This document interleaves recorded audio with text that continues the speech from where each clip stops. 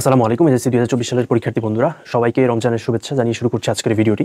তো তোমরা অনেকেই জানতে চেয়েছো যে পরীক্ষার খাতা দেখা শুরু হয়েছে কিনা, তোমাদের এসএসসি পরীক্ষার খাতা বা খাতা দেখা শুরু হলেও কীরকমভাবে মার্কিংটা করা হচ্ছে বা কবে নাগাদ আমাদের রেজাল্ট প্রকাশিত হতে পারে। অনেকগুলো প্রশ্ন হচ্ছে তোমাদের রয়েছে, তো সবগুলো প্রশ্ন আজকের ভিডিওতে দেওয়ার চেষ্টা করবো। সম্পূর্ণ ভিডিওটা তোমরা সম্পূর্ণ দেখো।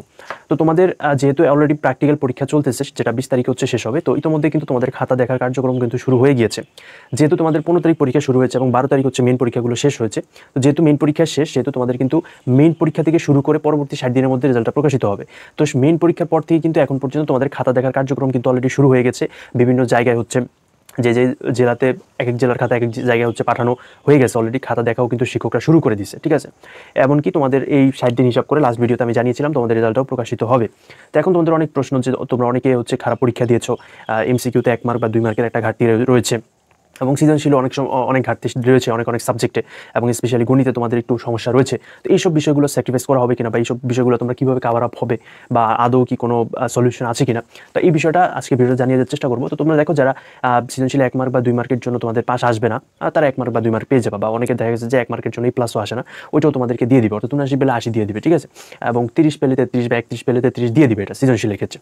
এমসিকিউর ক্ষেত্রে দেখা যাচ্ছে যে 1 মার্ক তারা, যেহেতু এটা কম্পিউটার বেসড হবে, যেহেতু কম্পিউটার বেসড হওয়ার কারণে এটা তারা কম্পিউটারের সময় নাও দিতে পারে, কিন্তু যখন ওভারঅল স্কোরটা তোমার হিসাব করবে, তখন যখন দেখবে যে তুমি 1 মার্ক অথবা 2 মার্কের জন্য পাস করতেছো না, তখন কিন্তু তোমাকে পাস করাই দিবে। বা দেখা এরকম আরেকটা বিষয়, দেখা গেছে তুমি 1 মার্ক বা 2 মার্কের জন্য পাস করো নাই, তখন তোমার রেজাল্ট চলে আসছে, পাস করো নাই, তখন তুমি কি করবা, তুমি বোর্ড চ্যালেঞ্জ করলে দেখা যাচ্ছে যে ওটা দিয়ে দিবে। এরকমটা কিন্তু আমার সাথে হয়েছে। আমি একটা সাবজেক্টে হচ্ছে আমার প্লাস আসেনি, পরে আমি বোর্ড চ্যালেঞ্জ করার পরে প্লাস চলে আসছে 1 মার্কের জন্য, ঠিক আছে।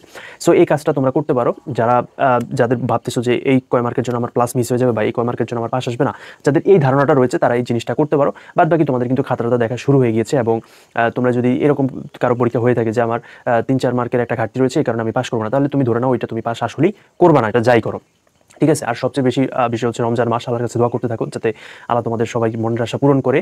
এই জন্য সবাই কমেন্টে আমিন লিখে যাও, এবং যারা নতুন রয়েছে চ্যানেলটি সাবস্ক্রাইব করে রাখো পরবর্তী শিক্ষামূলক যে কোনো বিষয় আপডেট সবার আগে জানার জন্য। সকলকে অসংখ্য ধন্যবাদ।